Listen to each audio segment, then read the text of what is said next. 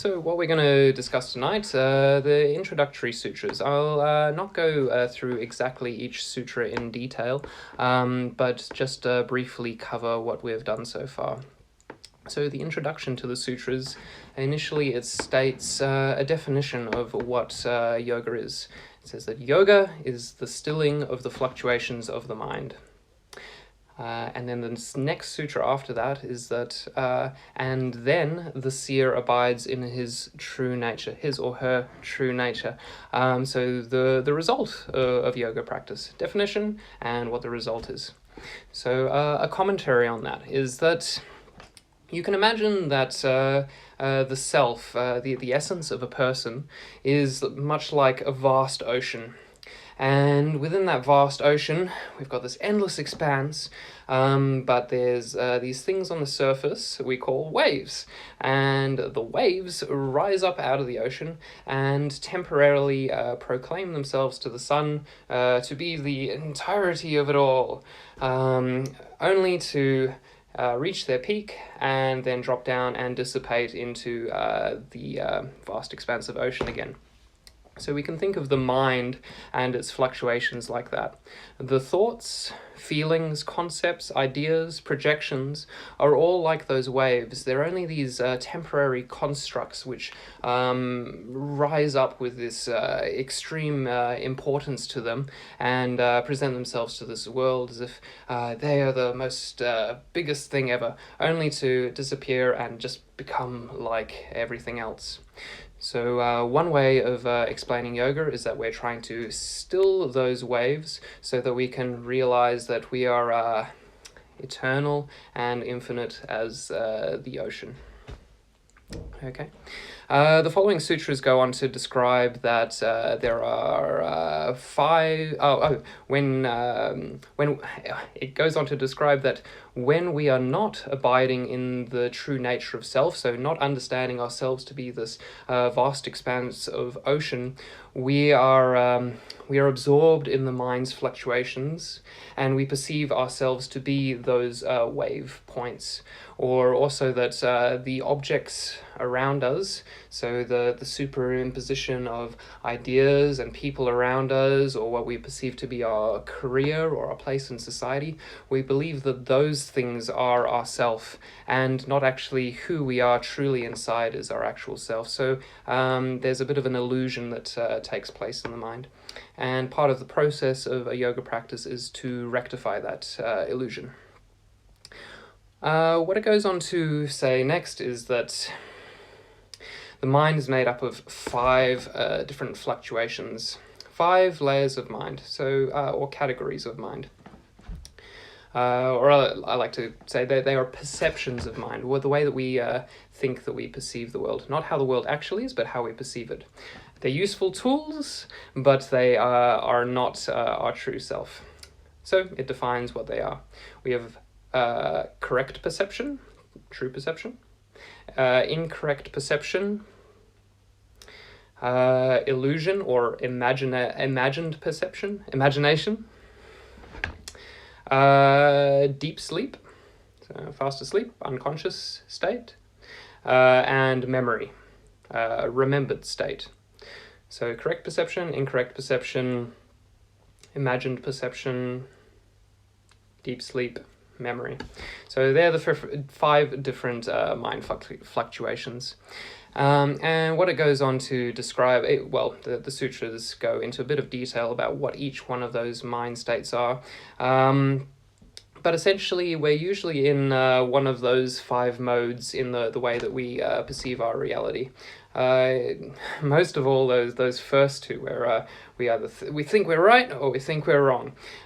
Those have positive and negative qualities to it. When we think we're right all the time, that's when we get into those idealistic mindsets that my yoga practice is the best, or my religion is the best, or whatever it is. That sense of rightness, self-righteousness. So it's got that negative aspect to it, having correct perception, but it's also got a positive aspect to it, which is that if we have correct perception, then we make correct decisions regularly. So as long as we're not attached to our correct perception, we're going to perceive correct perception in a good way. Incorrect perception, well, if we're wrong, we're wrong. If we are wrong and continue to perceive that wrong perception to be actually the right perception, then we're going to fall into trouble. But if we recognize when we've had wrong perception and correct that, then we can start to guide that towards correct perception. Okay, so a positive and negative quality to that. Illusion or imagination is the same thing as well. Our imagination is this thing that binds us all. Our ideas of God, or our ideas of capitalism or communism, or even the idea of money itself.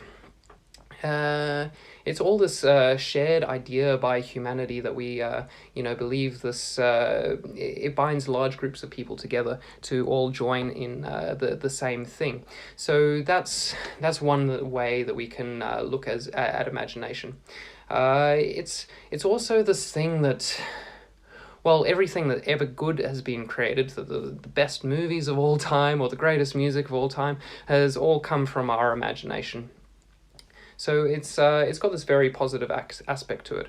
It also has this very negative aspect to it, where imagination can turn into a delusion of sorts. So a delusion being like, when you, I don't know if anyone's been in a relationship and you believe like, oh, my girlfriend, she's, where is she? Is she cheating on me with some guy? You can create all these, real gnarly thought constructs in your head that, make you perceive that something's going on that isn't actually going on. Or trying to think of another example of imagination gone wrong. Worry about the future. This thing and that thing bad is going to happen. That's another example of imagination used badly. So imagination, it's got a positive and a negative aspect to it. Deep sleep. All right, so that's got an obvious positive aspect to it. We got to get a good 6 to 8 hours sleep each night. Very good. Good to go. You dip yourself into that totally unconscious state and you wake up the next day, perfectly fresh. Well, most of all the time. It's got a negative aspect to it as well, obviously. If you oversleep, it's not going to be good. And then we got, what was the last one? Memory. Yeah, memory. So memory is good quality. Memory is useful for acquiring knowledge and remembering vast bodies of spiritual texts, or how to do maths, or how grammar works, and how to speak language. It's always it's all part of your memory in some way. Also, your accumulation of experiences. You draw from those past experiences to help you with your present moment stuff and to create more good new experiences. Its negative side is that, they say it's, I forget what it was, but it was a large percentage of memory is actually inaccurately recorded by our brains. So a lot of the stuff that happened to us, say, like 8 years ago, the way that we remember it isn't actually exactly the way that things happen. So, memory can be incorrect as well. All right, so those are the 5 fluctuations of the mind, the riddhis, or the waves that come out of the ocean of our natural state, which we call yoga, or the true essential self. Well, that's a recap of what we went through last week. Now we'll get on to what's on for this week. So, what we're up to, Yoga Sutra 1.12. Practice and non-attachment is the process of mental mastery. So what's important here is that we've got a twofold way of practicing. The practice itself, so actually doing your practice on the regular, and its second quality is the non-attachment aspect to it. Okay, so we become non-attached to it in the way that we're not doing it in the same way that, you know, a bodybuilder would do his exercise because he wants to get his gains. We're not I mean, initially it's a motivation factor to actually start practicing yoga, but then as yoga progresses, continuing to do it for a materialistic body gain or a health gain of some sort, it becomes an obstacle. So we need to at some point let go of getting the leg behind the head, if that's what you do. Letting go of getting your cardio up by doing yoga, letting go of even becoming the master of your own mind. And it's kind of paradoxical, but as soon as you let go of attaining certain goals is when you actually tend to achieve those goals, or what it says here, mental mastery. So again, practice and non-attachment is the process of mental mastery. Practice lots, but don't be attached to the results. Not being attached to the fruits of one's labor, as is famously described in Bhagavad Gita. Okay, next sutra, 1.13. One must be consistent in their practice by making the time to be present. Another translation I've heard of that sutra is that the career of a yoga practice is consistent effort for a long period of time. So it's described here, one must be consistent in their practice by the time to be present. But I do like the other translation, continuous effort for a long period of time. So what I've found in the earlier years where my practice was kind of like staggered and broken a little bit, you know, I was still getting pretty regular with it, like 2 to 3 times a week, and then, you know, I might have like a couple of weeks off, something like that. It's good, it's all helpful along the way, but I found the best thing is when I'm able to practice my 6 days a week and observe only a rest on moon days, so full moon, new moon, and on a Sunday I also take a rest. When I'm able to do that consistently, I've got this constant reference point. I can refer to this constant sequence of yoga postures and always be able to refer and know where my body is at. But I also become very familiar with where my breath is at. If I'm not breathing a certain way, I know that something is like, you know, a little bit upset, and I can, you know, sort of steer it back into a steady sort of state. And therefore, when I can get my body into these still positions and loosen off these tensions, and I can slowly start to unravel the mind and its more complex tensions, my breath and its more complex tensions, then I can start to steady the fluctuations of the mind. So consistency is key. And it's not important, it's kind of important, but it's not as important, but it's like, even if you're just doing a few sun salutations every day, like some days my practice, it just goes for like 10-15 minutes. I'll do some sun salutations, sit down, do some breathing, and that's my only practice. Other days I might be able to achieve 2 hours of practice, and that's great as well. But what's important is keeping the thread alive. You see it time and time again with students that come and go from the practice. That you know, they come, then they're gone for a month, and then once they come back, they start from square one again, which can become disheartening when you feel like you keep going back to square one. The progression is really made once you're able to keep that thread alive. So one must be consistent in their practice by making the time to be present.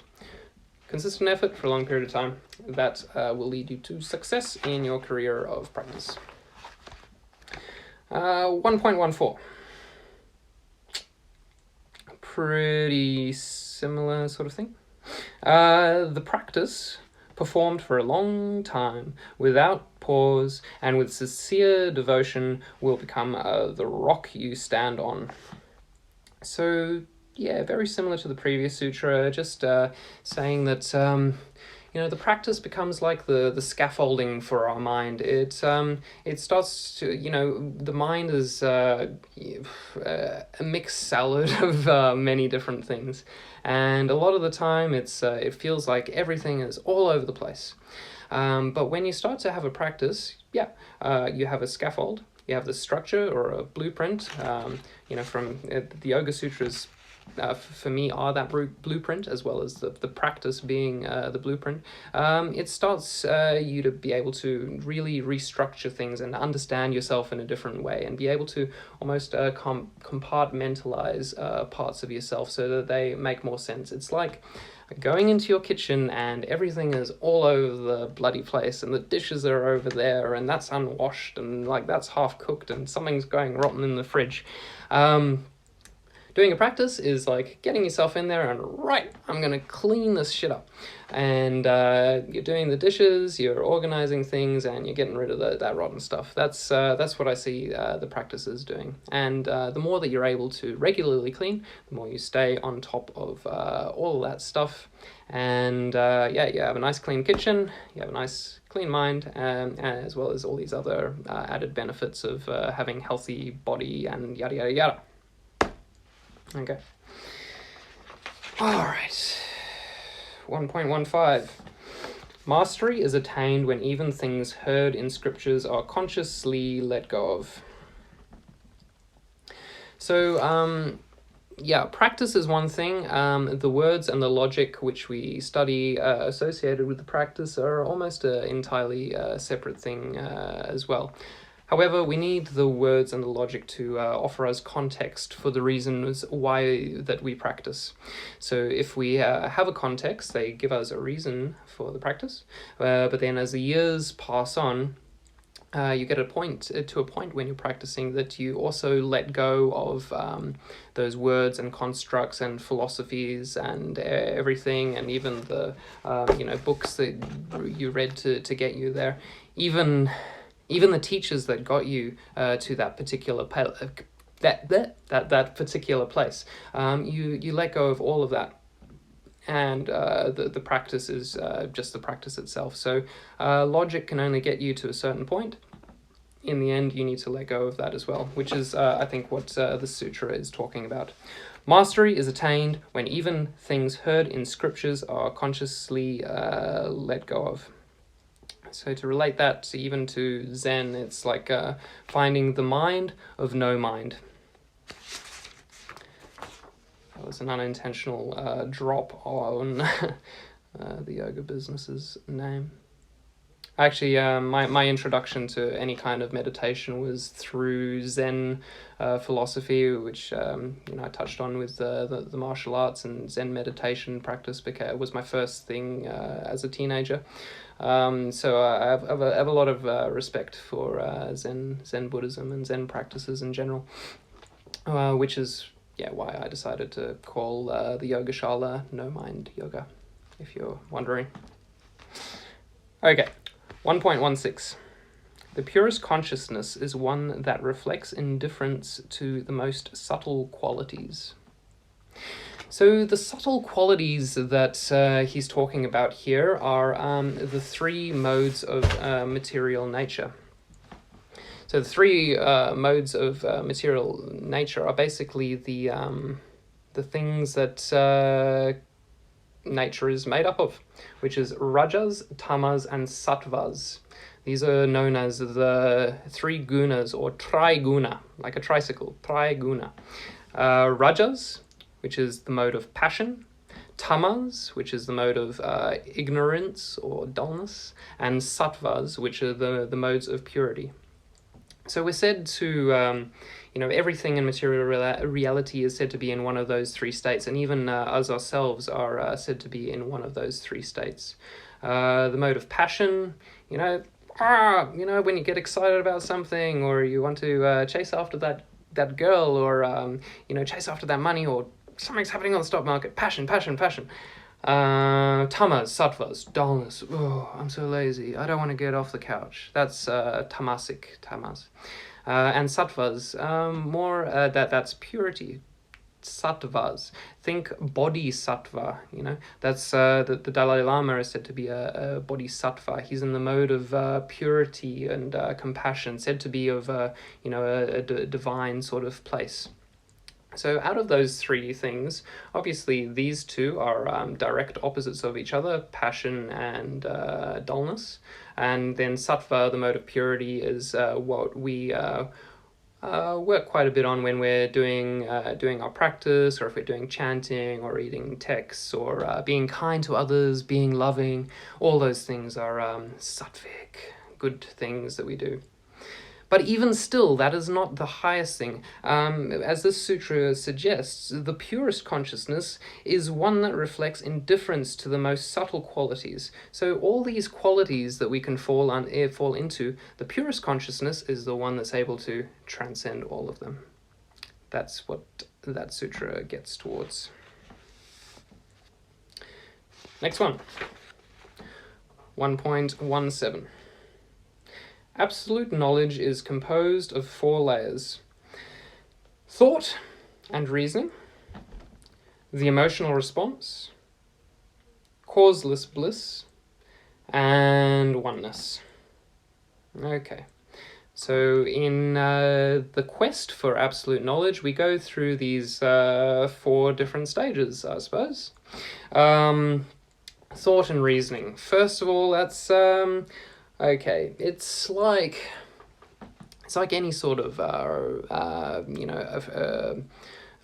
person that you meet. At first, there's this thought and reasoning stage. You meet them, you're sussing out that person in a way, perhaps, getting to know them. What's this person about? Blah, blah, blah, blah, blah. In the same way with a spiritual practice, that's, you kind of, just want to dabble into this thing, like, what is yoga? What is Buddhism? What is Taoism? You read a few books, you have a few conversations, like, oh yeah, that sounds interesting, good, right on. You start to read about it. That's the thought and reasoning stage. Then there's the emotional response. So emotional response is that you've gone past the thought and reasoning, but you've you start to get, really invigorated by the concepts and philosophies that you've found within these texts and these people that you've been talking to. The same way that, that thought and reasoning stage with a person goes from a stranger to becoming a friend. You start to care a bit about them, or perhaps it's even romantic, and they become your lover. So, we've got, the emotional response. Causeless bliss. You go deeper into it. It's like they're not just your friend anymore, or they're not just this person that you're dating anymore. You love them. That's a causeless bliss. Love. Okay, 3rd stage. But then we go even deeper than love, and when you see something as you're more than love with them, it's like. I think about this when I talk about well, it's when I talk about my sister. Like my sister is one of my closest friends as well, and I don't just love her as my relative, but I find her to be like an extension of my soul, and that's something that's even like beyond love in a way. You feel at one with that person. Okay, or that might be a romantic partner as well, or on a spiritual path, that feeling of oneness is something. Sometimes some of you might have even touched on this already, that you're meditating sometimes and it's like, oh my god, I fucking love everything. You don't feel like a separate individual identity anymore. You feel as one within yourself as you do with everybody in this world, in it, every bird and tree and plant and everything, blah, blah, blah, blah, one with the universe. That's what it's talking about here. Absolute knowledge is composed of 4 layers. Thought and reasoning, getting to understand what that thing is, the emotional response, making friends with the path that you're on, causeless bliss, the deeper aspect, falling in love with it, and oneness. So that's when you feel it, everything to be an extension of yourself, or yeah, think of that as like, like mycelium. Mushrooms grow out of the ground, and there's this intricate connection of mycelium which connects all the mushrooms to each other underground and connects all the trees to each other underground. That stuff. That good stuff. 1.18. The next one. All right, now we start to get into some more challenging stuff to explain. In this sutra, we described Objectless Samadhi, where cessation of our cognition as a practice will lead us beyond the residual cognitive imprints. Now, what in the bloody hell does that mean? Okay, I'll repeat it again. In this sutra, we describe Objectless Samadhi. So samadhi, for those of you that don't know, is what Buddhists would call achieving a state of nirvana or enlightenment. So samadhi is the Sanskrit yoga word for enlightenment. And objectless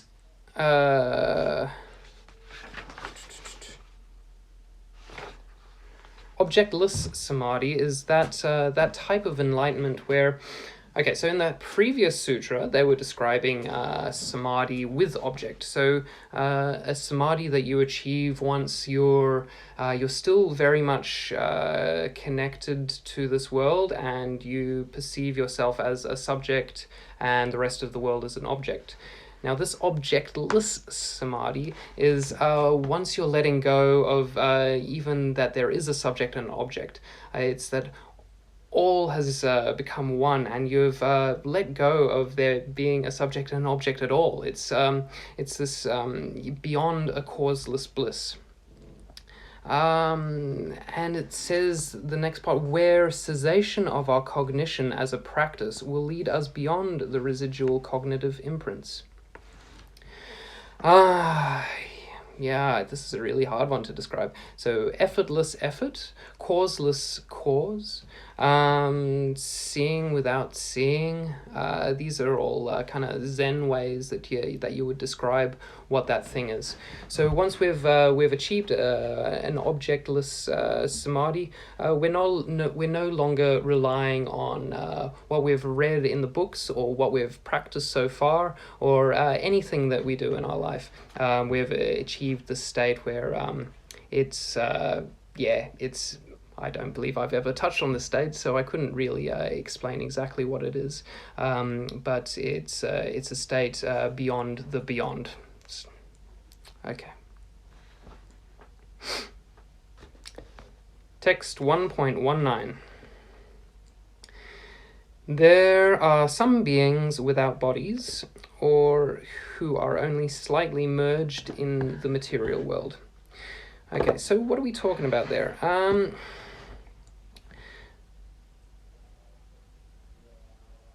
So in any culture, we have this animation of the reality around us.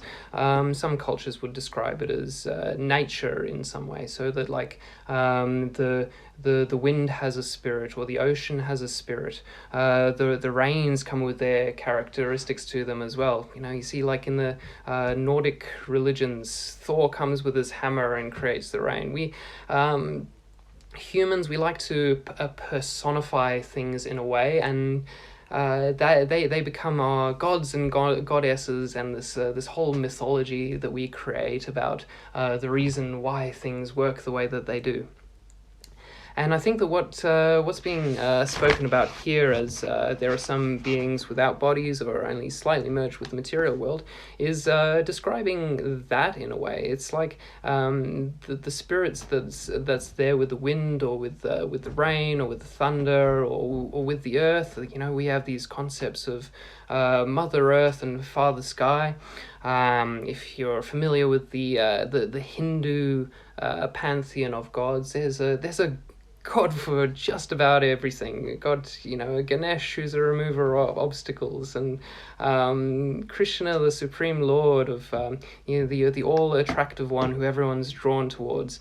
God Shiva, the destroyer, and the renewer. I think the sutra is giving a place for the religions that have their idea of different personifications of God, and something that our minds create, so that we can relate to the divine in a way that isn't so abstract. If we relate to the divine in the form of personalities, we can perhaps understand it in an easier way. So I think that that's what it's trying to describe. As well as perhaps that, those enlightened beings that have transcended, they've gotten themselves to this elevated mind state, and then at their death they pass away. And you see, when Ram Dass talks about Maharaji, or most people who have been fortunate enough to find their guru, talk about having this connection with that teacher that's still there even after that person has pastored, even after that person has passed. That teacher is still alive. So they've left their physical material body, but they're still around in some way. Maybe it's like a ghost in some way, or maybe not like a ghost. I don't know. Their essence is still there sometimes. Like, I don't know. I felt like after my grandma died. I felt her presence was still around long after. So, I don't know. I think that's what that sutra is about. There are some beings without bodies, or who are only slightly merged in the material world. All right. Next one. 1.20. The path is made of faith, conviction, awareness, absorption, and wisdom. Okay, so fourfold things. Path is made of faith, conviction, awareness, absorption, and wisdom. Sorry, 5 things. All right, so faith.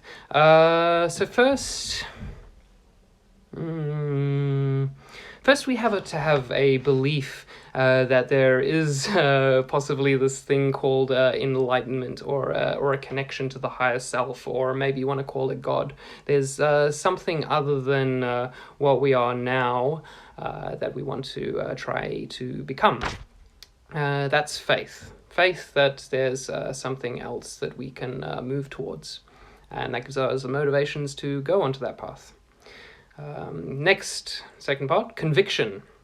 So after we know I want to become enlightened in this life, the conviction comes by reading about it, speaking to people who have already, you think might have reached that point of enlightenment, as well as doing a particular meditative practice of some sort, or what we do in yoga, where we go through physical postures, breathing exercises, different layers of meditation. We go through all these things in order to have conviction that we're on the right path. So we gain conviction. Once we have that conviction, we start to develop awareness. Our awareness is, our awareness is normally scattered, but when we have awareness itself, we've started to narrow things down to a more thin point, and we're able to precisely say what we think that thing that we're heading towards is. So first, on the spiritual path towards enlightenment, we have a vague idea of what that thing is going to be. But then through gaining conviction, we start to narrow the perception down, and eventually we have a pinpointed perception, like, okay, I know exactly where I'm going to try and get to. Then the next point is absorption. So the absorption is, once you've pinpointed that thing, you start to merge into that thing. And that's where you start to have, become an enlightened person and have those experiences of Satchitananda, or that causeless bliss and oneness and all these incredible feelings that the sages talk about. You start to get to those points. That's the absorption stage. And then lastly, the wisdom stage. That's once you've reached that point of enlightenment and you're able to convey that message onto other people. So, for example, I think about my dad a lot in this sort of way. He's a real smart old man, and I would call him wise because he's reached a certain stage in his life where not only has he had an incredible wealth of experiences and been through more than most people could imagine, living in Africa during civil wars and when Rhodesia was transferring to Zimbabwe, and he's had death threats, and he's been a real cowboy and a billion different jobs and whatever, and somehow managed to move our family over to Australia, and now he's in his later years. He's in his 80s. So by that stage, all those accumulation of experiences, you're able to transfer a message on to the young ones. I'm lucky enough to be his son, so he passes on a lot of his wisdom to me, and hopefully, if I'm lucky, I'm able to take even a grain of that wisdom. So that's that sutra. The path is made of 5 things: faith, conviction, awareness, absorption, and wisdom. Okay, let's keep going. I think we'll just do one more and then I'll wrap it up, okay? You still there with me? All right, we got a couple. All right, good. All right, this last one. Our progress, so the progress of our practice of yoga, our progress is determined by the rate at which we practice and the enthusiasm of that practice. So, yeah, pretty self-explanatory, I think that one is. The rate at which we practice, so how often are we practicing? How often and for what length of time? And the enthusiasm of that practice. Are we enjoying it or not? Are we getting on the yoga mat and like, oh my god, I've got to get through this shit? If you're thinking in that way, then the progress is going to be slower. But if you get on the yoga mat and you have a smile on your face and you're like, yes, here's to another day of practicing, then you'll get to your goal a lot quicker because you're enjoying what you're doing. So the rate at which you practice and the enthusiasm of that practice. Good analogy is if you're playing the guitar. The rate at which you practice.